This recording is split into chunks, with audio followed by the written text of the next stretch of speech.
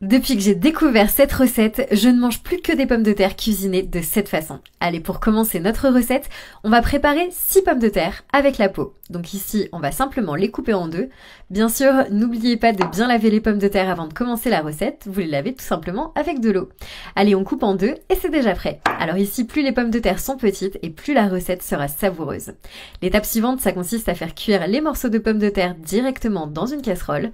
Donc vous mettez tout simplement les morceaux dans une grande casserole, vous couvrez avec de l'eau bouillante pour accélérer le processus de cuisson. Donc là, vous faites cuire jusqu'à ce que ce soit mou, mais surtout pas trop cuit. Et ensuite, vous allez pouvoir rajouter une cuillère à soupe de sel. Maintenant, vous faites cuire pendant environ 10 minutes. Et au bout de 10 minutes, vous allez voir, normalement, les pommes de terre sont bien tendres. En tout cas, c'est le cas des miennes.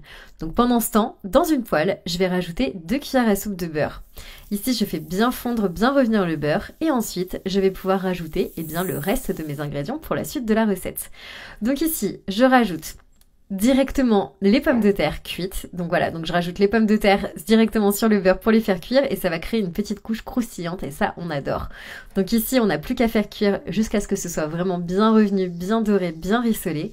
Et une fois que vous avez obtenu des pommes de terre bien dorées, vous n'avez plus qu'à les retourner à l'aide d'une spatule et veillez à ne pas brûler la préparation.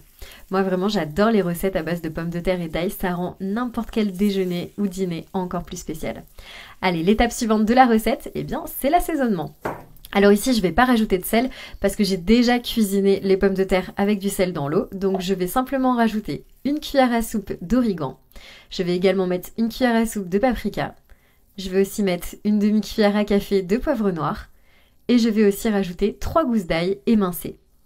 Ensuite ici, je vais pouvoir ajouter une cuillère à soupe de beurre, soit doux, soit beurre salé, c'est vraiment comme vous préférez. Et je vais également rajouter le jus d'un citron. Et ici, c'est la petite astuce parce que le citron, ça va rendre la recette encore plus savoureuse et ça va donner vraiment un petit twist très original, très intéressant. Allez, on remue, on mélange bien la préparation pour faire revenir l'ail et répartir l'assaisonnement sur les pommes de terre. Ici, vous faites cuire pendant quelques minutes jusqu'à ce que l'assaisonnement soit bien répandu sur toutes les pommes de terre. Et regardez comme la texture a déjà changé, l'odeur dans la cuisine, ça va être incroyable. Vraiment, vous n'allez pas regretter d'avoir testé la recette. Vous pouvez bien sûr ajuster les assaisonnements si vous préférez. Allez, on remue doucement notre préparation. Et voilà, nos pommes de terre sont prêtes. On n'a plus qu'à décorer avec du persil, de la ciboulette, de la coriandre ou alors du persil, c'est comme vous préférez. Cette recette, elle est bien meilleure que les frites, vraiment, vous n'allez plus vous en passer. Vous n'avez plus qu'à servir sur une jolie assiette. Vous appelez votre famille pour qu'elle goûte et qu'elle vous donne son avis. J'espère vraiment que ça vous a donné envie de goûter.